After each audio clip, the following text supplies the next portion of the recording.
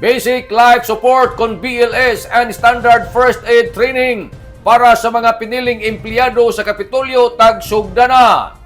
Sobra 40 ka mga partisipante ang miapil sa 5 kaadlaw na basic life support kon na BLS and first aid training na tagpasiugdahan ini ng Provincial Disaster Risk Reduction and Management Office kon na PDRRMO nga tagpangunahan ni Mr. Cicero Cosme P. Tripuli, ang Provincial DRRM Officer ning lalawigan sa Surigao del Norte, iban sa iyang pipila ka mga staff na amoy mga facilitators. Nasayra ning tigbalita na ini na programa gikan sa buhatan ng PDRRMO nakalatid na ini sa ila plan and program sa kasamtangang tuig nga diin amoy gusto usab ni Governor Lyndon Barbers na mahatagan gajud na kahigayunan ang mga partisipante nan kahibayo sa pagresponde panahon kon may mga emerhensya. Dako sab ang kalipay ni Mr. Jonix Tribuli na hamok nakatambong sa amo na training labi na kay para raman sab ini sa ila dugang kahibayo. Diin ini na aktibidad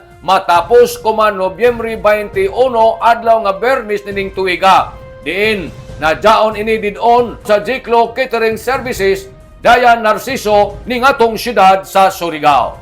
Nanukad gikan diri sa Kapitolyo ini si Maricel Marconsim Vlogs Mario Kunali simulan mula og salamat. Maradyaw na adlaw natong tanan.